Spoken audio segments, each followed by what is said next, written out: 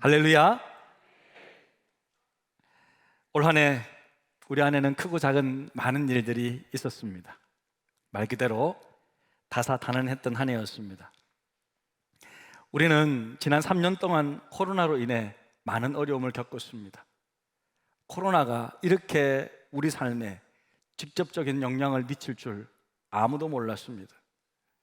코로나뿐만 아니라 아직도 우크라이나를 비롯한 세계 곳곳에는 전쟁으로 큰 고통을 당하고 있습니다. 이 전쟁이 언제 종식될지 누구도 모릅니다. 또한 지구 온난화의 영향으로 기후가 변화되었습니다. 올 여름 여러분 극한 가뭄, 무더위, 그리고 한쪽에서는 오히려 태풍, 물난리, 지금은 혹독한 추위, 지구촌 곳곳이 몸살을 앓고 있습니다. 설상가상으로 우리나라에는 얼마 전에 이태원 참사로 인해 수많은 젊은이들이 하늘나라로 가야만 했습니다. 이처럼 우리는 올 한 해 여러 가지 고통과 아픔들을 겪었습니다. 하지만 그럼에도 불구하고 이렇게 우리는 다 함께 평안하게 이렇게 모여서 마지막 날, 마지막 시간을 하나님께 예배드리며 마무리할 수 있게 되었습니다.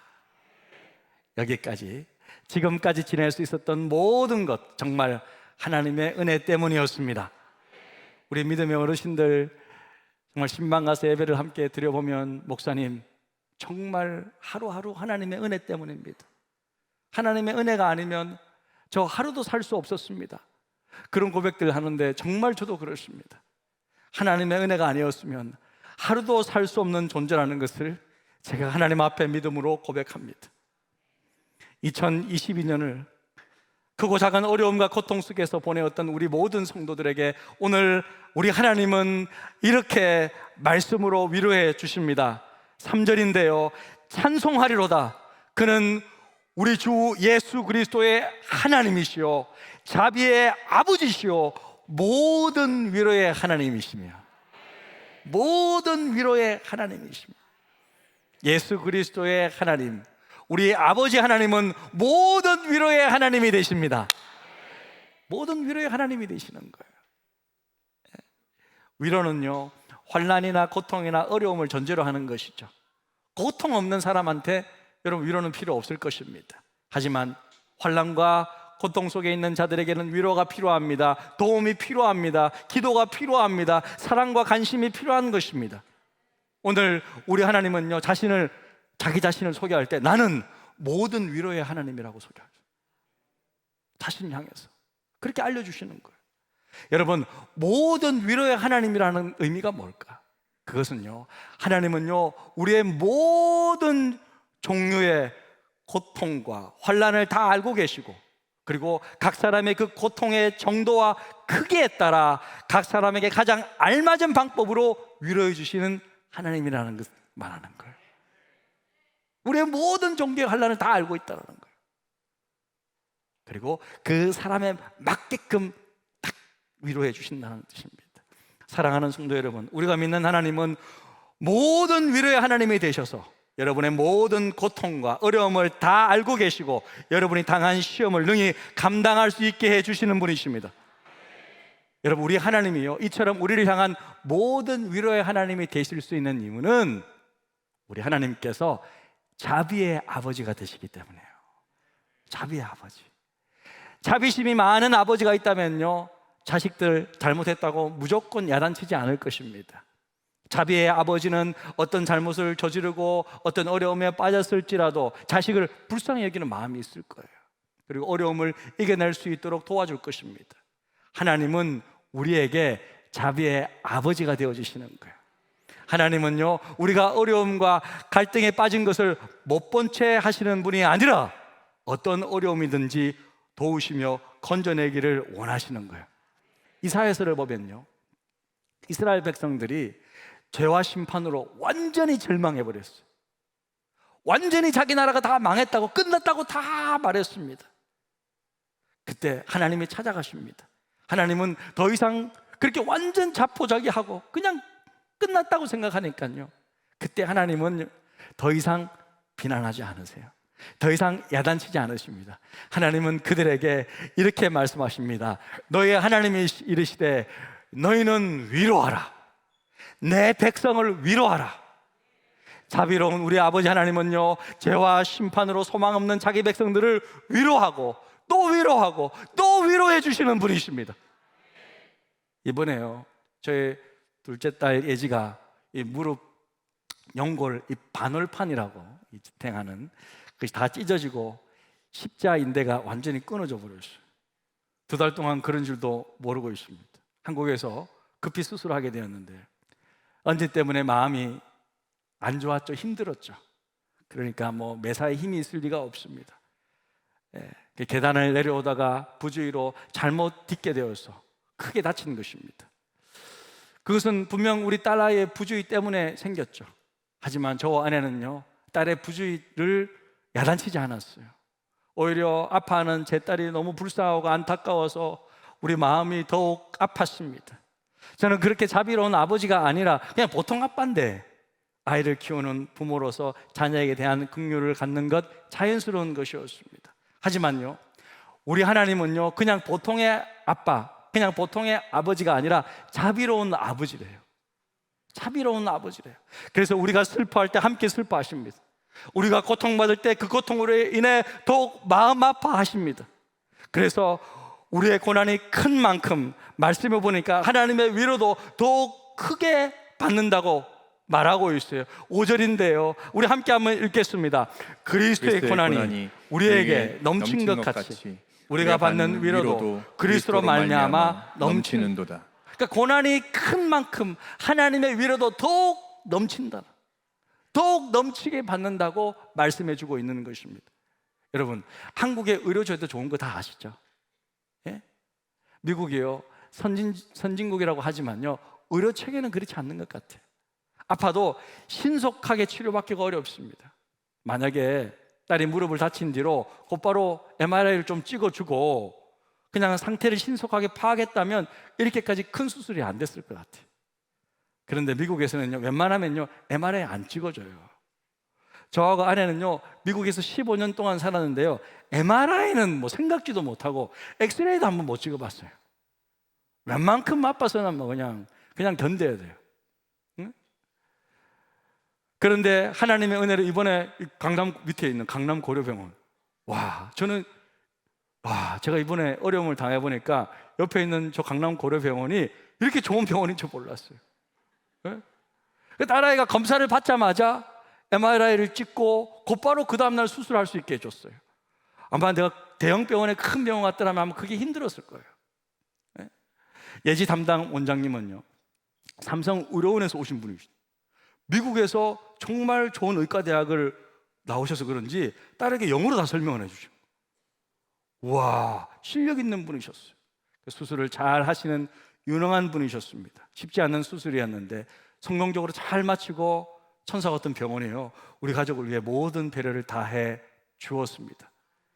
다리를 많이 다치고도 2달 동안 미국에서는 아직 무엇이 원인인지도 모르고 있었는데 한국에 와서는 이틀 만에 수술까지 끝내버렸어요. 원장님도 이렇게 한국에 나오게 된 거 정말 다행이라고, 나는 하나님 잘 모르지만 정말 너 참 럭키인 것 같아, 그렇게 말해주더라고요. 저는 모든 위로의 하나님께서 우리의 사정에 딱 맞게 도와주시고 위로해 주신 줄로 믿습니다. 이처럼 모든 위로의 하나님은요, 우리의 환난과 어려움 속에서 정말 딱 맞게끔 위로해 주시고 도와주시는데, 구체적으로 하나님의 위로가 우리 삶에 어떤 역할을 하는지 우리 말씀을 통해서 잠깐 간략히 살펴보기를 원합니다. 하나님의 위로가 우리 삶에 어떤 역할을 하는가? 먼저 하나님의 위로는요, 우리로 하여금 고난을 견딜 수 있게 해주는 거예요. 고난을 견디게 해주는 거예요. 우리 6절 하반절을요, 우리말 성경으로 같이 한번 읽겠습니다. 시작. 이 위로가 여러분 가운데 역사함으로 여러분이 우리가 당하고 있는 것과 동일한 고난을 당할 때도 잘 견뎌내게 된 것입니다. 잘 견뎌내게 된 것입니다. 하나님은요, 우리를 위로하심으로 우리가 당한 이 고난, 이 아픔을 잘 견뎌내게 해 주신다는 거예요. 네? 사실요, 고난 없는 인생은 없죠. 고난 없는 인생은 없잖아요. 그리고 솔직히 우리가 겪는 고난은요, 견딜 만한 게 아니에요. 제가 볼 때는 견딜 만한 것은 우리 입으로 고난이라고 부르지도 않습니다. 저는 경제적으로 어려운 것 때문에 그렇게 힘들어하지 않아요. 왜냐하면 우리 가정은 개척교회 하면서 사례가 없이 오랫동안 그냥 살아본 적이 있기 때문에 없으면 없는 대로 그냥 살아가요. 또 저는 저를 비난하는 것에 대해서 그렇게 크게 영향받지 않아요. 뭐라고 이야기하든 간에 하나님이 나를 알아서 판단해 주실 것이라고 생각하기 때문에 사람들이 이렇다 저렇다 별로 크게 영향을 안 받습니다. 물론 목사라는 이유 때문에 억울하게 그냥 당할 때는 좀 속상하게 합니다. 좀 속상해요. 참 속상하다. 하지만 나의 명예를 지키는 것보다도 교회를 지키는 것이 항상 우선으로 살아왔기 때문에 저에 대한 비난을 그렇게 큰 고난으로 여기지 않습니다. 이처럼 우리가 견딜 만한 것은요, 고난이라고 부르지 않아요. 그러면 진짜 고난은 어떤 것이냐? 그것은요, 견디기가 어려워요. 진짜 고난은 견디기 어려운 거예요. 게다가 이것은요, 내가 원하는 때 원하는 방식으로 찾아오는 것도 아니죠. 고난은요, 우리가 알지 못하는 때, 알지 못하는 방법으로, 우리가 결코 원하지 않았던 내용으로 닥치는 거예요. 그래서요, 고난은 정말 고통스러운 거예요. 이 땅에 살고 있는 우리는요, 나의 죄와 다른 사람의 죄와 인류가 저지른 죄들로 인해서 고통스러운 다양한 고난을 불가피하게 겪게 되는 거예요. 고난 그 자체는 선이 아니죠. 그리고 하나님께서 일부러 고난을 만들어내신다고 생각해서도 안 됩니다. 하지만 모든 것을 합력하여 선을 이루시는 하나님은요, 그 고난으로 위로라는 선을 만들어 내어주시는 거예요. 내가 받는 고난 중에 역사하시는 하나님은요, 고난당할 그때 직접 개입하셔서 구원받게 하시고 큰 위로를 경험하게 해 주시는 것입니다. 그리고 그 위로로 우리는 다른 고난받는 사람들을 위로할 수 있는 능력을 갖추게 되는 거예요. 그래서 바울은요, 6절 상반절 우리말 성경을 보면요, 이렇게 말하고 있는데요, 우리가 고난당하는 것도 여러분을 위로하고 구원하기 위한 것이요, 우리가 위로받는 것도 여러분을 위로하기 위한 것입니다. 그렇게 말할 수 있었던 거예요. 여러분, 상처 입은 치유자라는 말을 아시죠? 상처 입은 치유자, wounded healer. 여러분, 이 상처 입은 치유자는요, 고난에서 위로를 경험한 사역자들이에요. 목회자들만 말하는 것이 아니라 고난에서 위로를 경험한 사람을 말하는 거예요. 그래서 우리는 고난 때문에 너무 절망하지 않을 수 있습니다. 전하위복이 주특기이신 하나님은요, 그 고난으로 하여금 우리를 정금같이 나오게 하심, 거기서 체득한 위로와 확신과 능력으로 고난이 가득한 이 세상에서 참된 위로의 사역자로 만들어 가시는 거예요. 할렐루야. 그래서 다른 사람을 위로하게 하십니다. 그리고 하나님의 위로는요, 또한요, 우리로 하여금 소망을 경고하게 해요. 소망을 경고하게 해요. 자, 7절인데요, 7절 다 함께 한번 읽겠습니다. 너희를 위한 우리의 소망이 견고함은 너희가 고난에 참여하는 자가 된 것 같이 위로에도 그러할 줄을 알미라. 바울은 고난 때문에 우리의 소망이 견고해진다고 말하고 있는 거예요. 우리는요, 하나님의 사랑뿐만 아니라 하나님의 놀라운 소망도 함께 바라보는 자들이에요. 그럼 무슨 소망을 바라보느냐? 여러분, 로마서 8장 17절 18절에 우리 세번역 성경을 좀 보니까요, 이렇게 분명하게 말하고 있어요. 자녀이면 상속자이기도 합니다. 우리가 그리스도와 함께 영광을 받으려고 그와 함께 고난을 받으면 우리는 하나님의 정하신 상속자요, 그리스도와 더불어 공동 상속자입니다. 현재 우리가 겪는 고난은 장차 우리에게 나타날 영광의 견주면 아무것도 아니라고 나는 생각합니다. 사도 바울이 그렇게 말했어요. 사랑하는 성도 여러분, 자녀가 부모에게 재산을 상속받잖아요. 마찬가지로 하나님의 자녀가 된다는 것은요, 하나님의 상속자가 된다는 거예요. 하지만 하나님의 상속자인 우리도 이 땅에서 고난을 함께 받는다고 말하고 있어요. 그런데 사도 바울은요, 그런 고난을 겪을 때 우리가 그리스도와 함께 예수님과 더불어 공동 상속자가 되기 때문에 장차 내가 받을 그 영광, 그 상속받을 것, 그 어마무시한 것들을 받을 것을 생각해 보면 현재 받는 고난은 아무것도 아니라는 거예요. 너무나도 우리가 받을 것이 크기 때문에, 너무 많기 때문에. 그래서요, 히브리서 5장 8절에 보니까 이렇게 말씀하고 있습니다. 그가 아들이면서도, 예수님을 말하는 거죠, 그가 아들이면서도 받으신 고난으로 순종함을 배웠다 이거예요. 예? 하나님의 아들이신 예수님도 고난을 통해서 순종을 배우셨대. 그렇다면 우리 역시도 이 땅에서 고난을 겪으면서 순종을 배워야지만 진정한 하나님의 자녀가 될 수 있지 않을까요? 고난 속에서도 우리가 좌절하지 않는 것은 우리가 예수님과 함께 하늘에 속한 놀라운 복을 상속할 것이라는 소망이 있기 때문에 우리는 받을 게 있어요. 하나님을 아버지라고 부를 때 그것은 낭만적이고 무슨 평화로운 환경에서 아버지를 부르는 것이 아닙니다. 고통과 절망과 아픔과 좌절의 이 땅, 이 현장에서 하나님이 나를 자녀 삼아 주셨기 때문에 이 고난을 결국 이기고 예수님과 함께 공동 상속자로 하늘의 유업을 물려받을 것이라는 소망을 품고 하나님을 아버지라고 부르면서 살아가는 것입니다. 사랑하는 성도 여러분, 하나님은 우리의 아버지입니다. 우리는 하나님의 자녀입니다. 저와 여러분은 하나님 아버지의 상속자들입니다. 하나님의 위로는요, 우리가 결국 상속자의 소망을 품고 살아가게 해 주시는 거예요. 저와 여러분은요, 재벌집 막내 아들 정도가 아니에요. 예? 우리는 재벌집 막내 아들 정도가 아니에요. 예? 송중기 여자친구 생겼답니다. 예. 이제 소망이 이제 그쪽에 우리가 소망을 이제 걸면 안 될 것 같아. 사랑하는 자매들 여러분, 예. 송중기는 떠나갔습니다.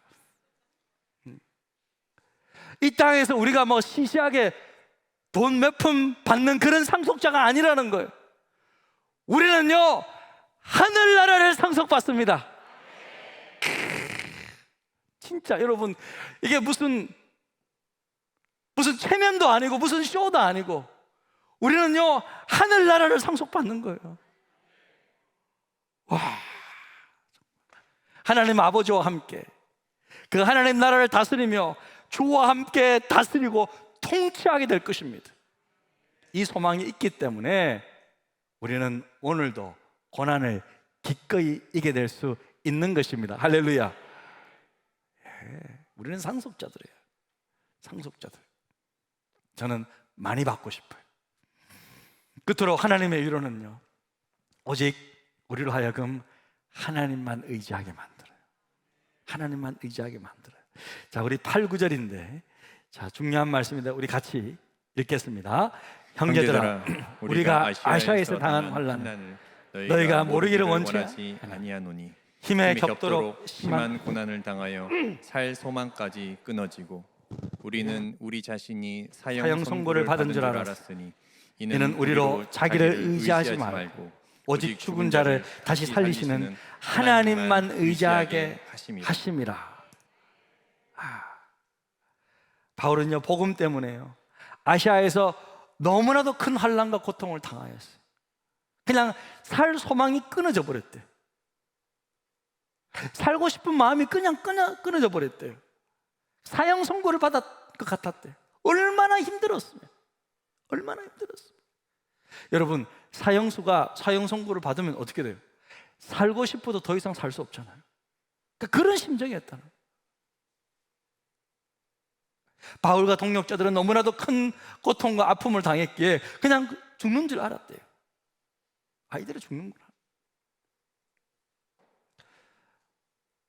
우리 가족은 이 말의 의미가 무엇인지 알아요? 살 소망이 끊어졌다는 말이 무슨 의미인지 저와 아내는 알고 있습니다. 우리 자신이 사형 선고를 받은 줄 알았다는 것이 무슨 뜻인지 우리 가족은 잘 알고 있어요. 어린 딸을 먼저 보내고 정상적으로 살 수 있는 부모가 과연 몇이나 되겠습니까? 하지만 감당할 수 없는 고통 속에서도 우리에게 하나님은 찾아와 주셨어요. 저는 저에게 대표로 찾아와 주셨다고 저는 믿고 있습니다.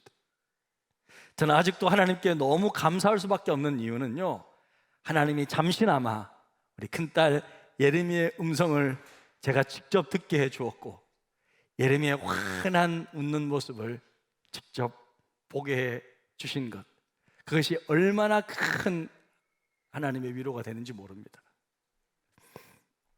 실은 제가 기도했을 때, 하나님 우리 예림이 어디 있어요?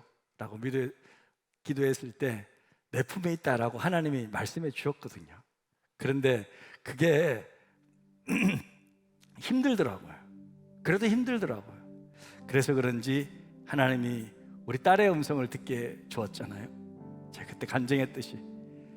그래서 아빠 걱정하지 마, 나 하나님과 함께 있는데 너무 행복해, 그렇게 말해요. 그리고 두 번째는 아빠 미안해, 아빠가 우리에게 말해준 것 다 맞았어.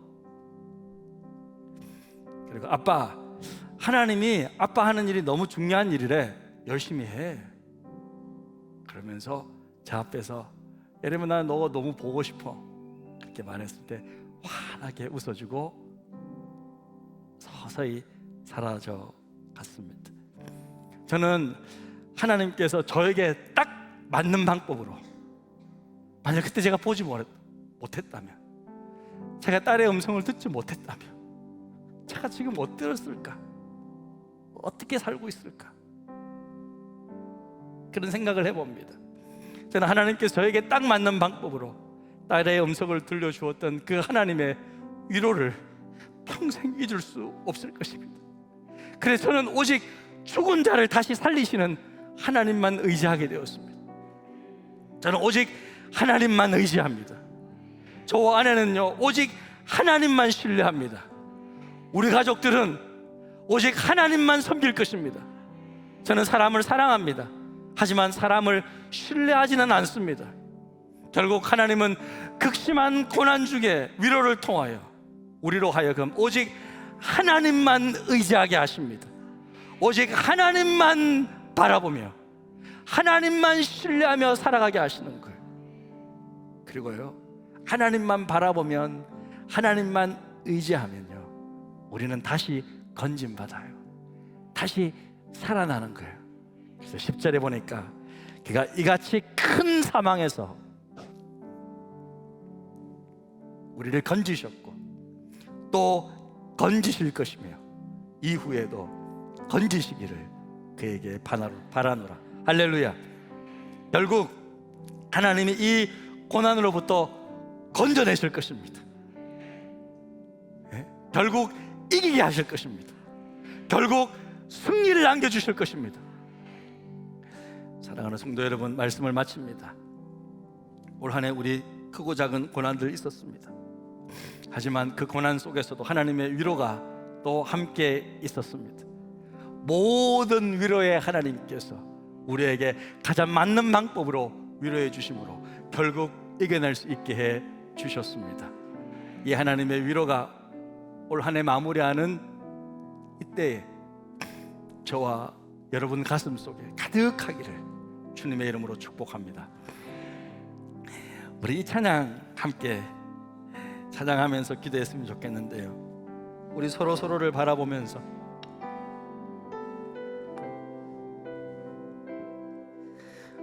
축복해 주었으면 좋겠습니다. 함께 찬양하면서 서로가 있으니까 하나님이 계시고 우리가 함께 있으니까 우리 함께 축복하면서 격려하면서 한 해를 마무리했으면 좋겠습니다. 때로는 너의 앞에 어려움과 아픔이 있지만 담대하게 주를 바라보는 너의 영혼, 너의 영혼, 우리 볼 때 얼마나 아름다운 너의 영혼 통해, 너의 영혼 통해 큰 영광 받으시 하나님을 찬양. 오 할렐루야. 우리 옆 사람 보면서 너는 택한 족속이요 왕 같은 제사장이요 거룩한 나라 거룩